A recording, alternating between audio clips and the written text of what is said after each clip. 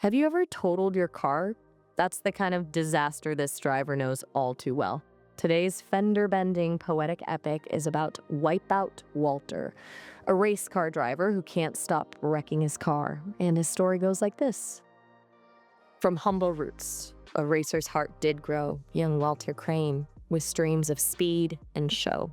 But fate, it seemed, had other plans in store, for crashes plagued him and demanded more. He wasn't gifted with a skillful hand, nor blessed with prowess, known throughout the land. His every turn, a gamble and a fright, a spinning chaos, bathed in glaring light. Through 5 long years he raced the oval track, a rolling wreck. There was no turning back. Each grandstand cheered for drivers swift and bold, while Walter's spills were stories to be told. His sponsors fled, his crew began to doubt. Just walk away, they frequently would shout. But Walter clung to racing's wild embrace, a stubborn spirit in a perilous place. He'd enter races, 20 cars in tow, each gleaming chassis putting on a show. But Walter's car, a patchwork, bruised and bent, a rolling testament to time misspent. The first few laps would offer fragile hope. He'd hold his line and cautiously would cope. But then a swerve, a wobble, and a slide, and Walter's race would end with shattered pride. He'd clip the wall, he'd tangle with the pack, his engine sputtered heading off the track. He spun and flipped, a metal twisting heap, while rival drivers smoothly onward sweep. They nicknamed him Wipeout Walter, with a grin, a legend born of crashes and of sin.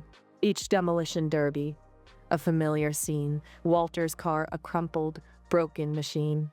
He'd bounce and tumble, roll and twist and groan. His racing suit with grime and dirt was shown.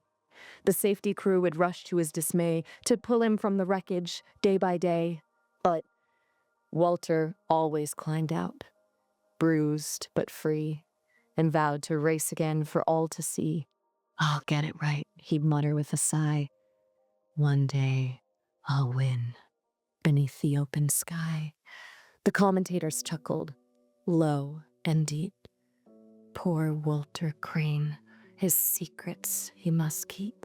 He's racing merely for the thrill, it's true, a guaranteed disaster waiting to accrue. He tried new tires, shocks in every gear, consulted mechanics, fueled by doubt and fear.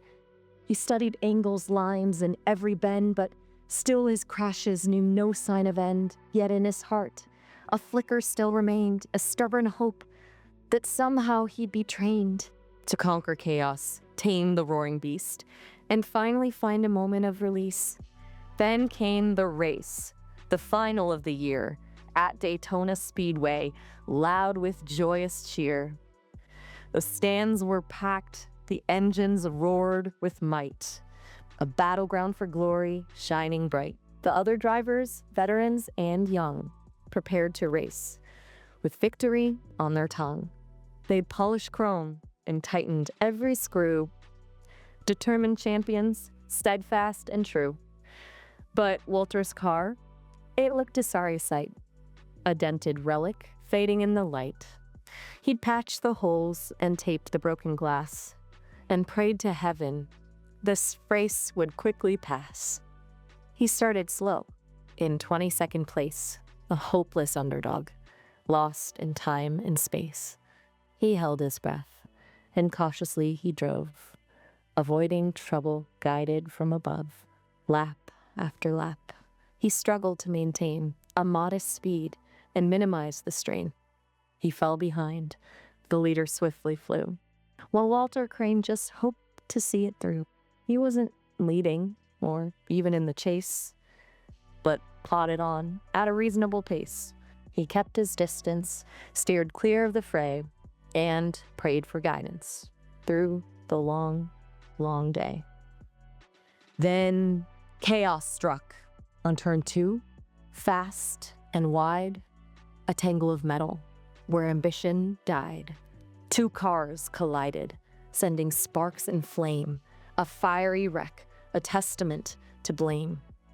Another crash on turn 4, swift and neat, a spinning tire, a sudden, harsh defeat. The safety cars came out to slow the pace as medics rushed to aid the fallen race. And as they cleared the wrecks and righted wrongs, another crash erupted with booming songs. A multi-car pileup, massive and profound, with metal twisting, scattered all around. One by one, the drivers fell from grace, their chances ruined, lost without a trace. The crowd was silent, stunned by the display, as wreckage littered the track along the way.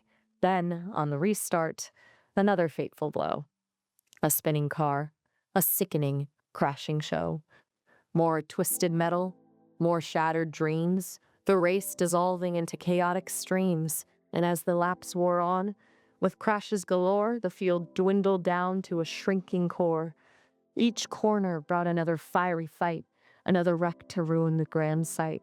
But Walter Crane, he somehow stayed alive, dodging debris, managing to survive. He wasn't fast, nor skilled, nor did he dare to challenge rivals beyond compare.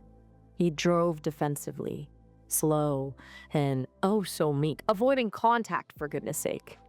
He wasn't pushing limits, wasn't taking risks, just steering steady, listening to the clicks.